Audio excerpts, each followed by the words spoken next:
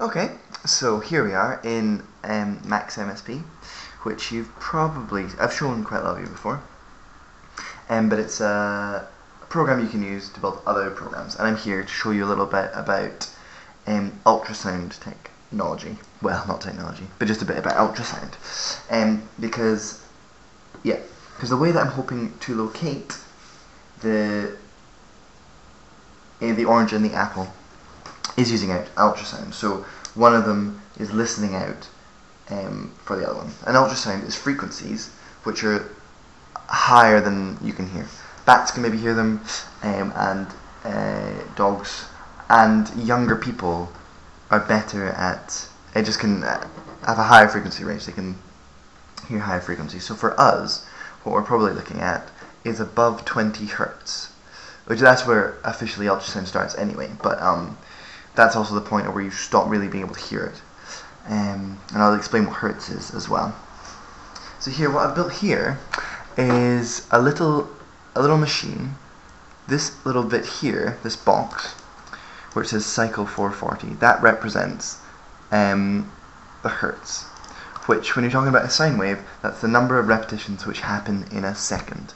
So the number of times the wave goes up and down and meets the central point again. So that happens 440 times in a second. And I'll start it right here.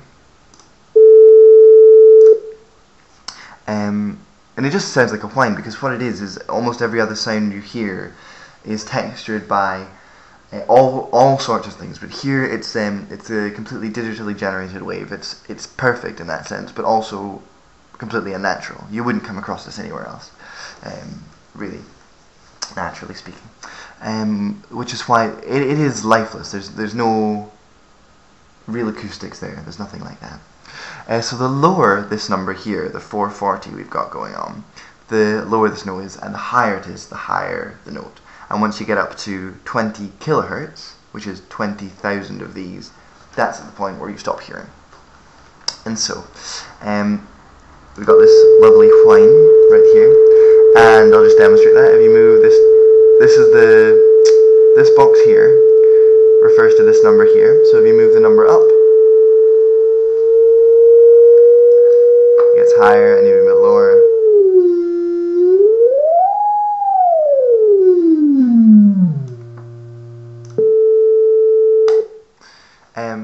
So that's what's happening there. Oh yeah, I didn't explain this. This is a graphic description of what's happening.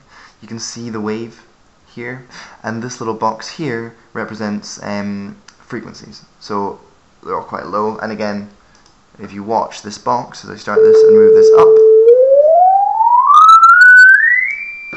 this moves up the way. Oh, isn't that pleasant? Alright.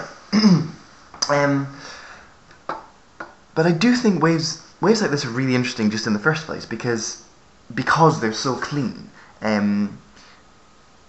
Yeah, and a good description of this is perhaps a guitar string. And if you pluck a guitar string, you can see the vibrations. But what's happening is there's lots and lots and lots of other minute vibrations, and then the wood textures, the sound, and all these things which build the sound. Yeah, build the sound of a guitar string being plucked.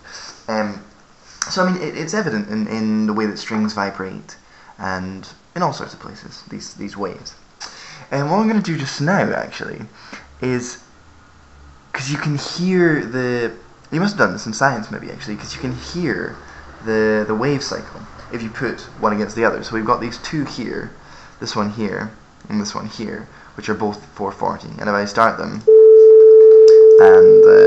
here we are, and connect it up, because it's not connected,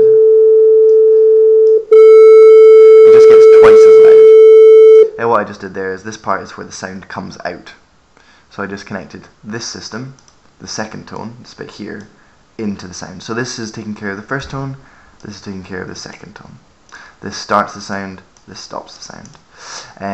These yellow lines, that's where the audio is travelling and going to, and this is where sort of there's no audio happening with these black lines yet. So I'm going to use to show you the shift is one of these little ramp things here. And if you look, this basically means it's going to count from 0.1 to 1.0 in 1,000 milliseconds, or 1 second. And you can watch that happening. So if I click it, it counts up there. You can see it. and it's very, very exciting. But what I've done here is, instead of going from 0.1 to 1.0 in a second, I'm going to go from 440, which is the hertz here, to 445 in 30 seconds. And it just, I think, produces a really interesting example, a really interesting effect of what sine waves are doing. So here we are. We'll start it here.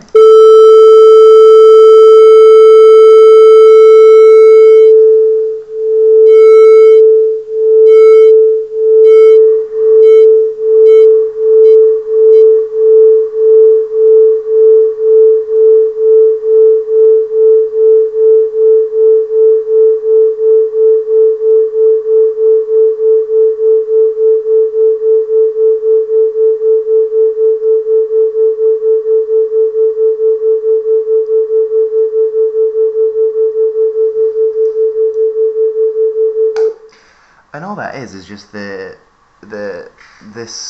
for goodness sake, and all that is just an audible demonstration.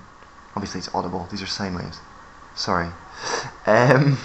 All that is just, yeah, you're just hearing one wave stretch slightly across the pattern of, so this wave is stretching across the pattern of this one, and that's the effect. So what I'm going to show you now is basically just going up into ultrasound.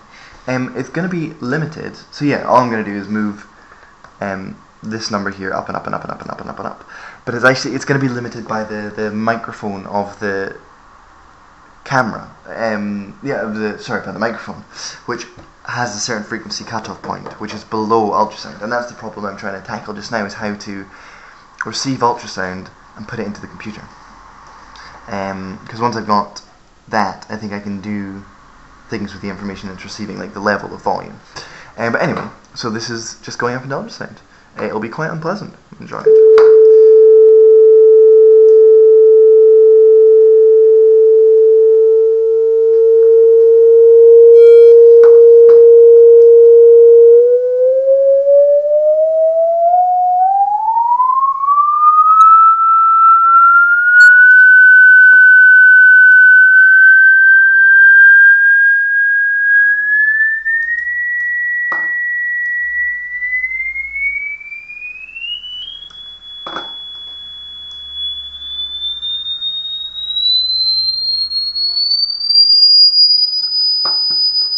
Now, it may be the case that the camera has already stopped picking up sound.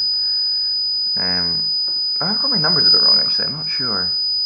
It's not quite, I mean, obviously this, anyway, we'll continue to go up a bit more because I can personally still hear it. And there's still that whine, and more and more and more. And then the texture of the sound is changing, the experience of the sound is changing, and it becomes really kind of, I don't know, acrid, but that's not quite an audible description at all. And it's still, I don't know if you can hear this, but yeah, it's still present, and it's still as loud as it ever was, but in a place that I'm not quite receiving it in the same way, just starting to be at the edge of the way that I could hear. And then I can still detect the changes very slightly. And then now, that's it. I can't really hear it anymore. You've got, I mean, the wave's still being generated.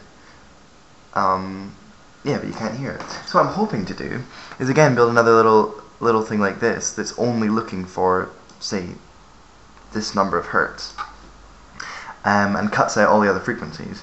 And so the microphone takes in those hertz, and yeah, it only lets that one channel through, that one frequency through. And then I hope to be able to build things based on the amount of volume that's coming through. But I mean, that's where I am just now. I think it's quite interesting, but I'm a bit, I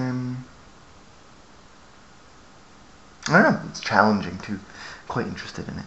Anyway, I hope this hasn't been too dull and you've learnt, well, and just a bit informative about what I'm hoping to do. Bye bye.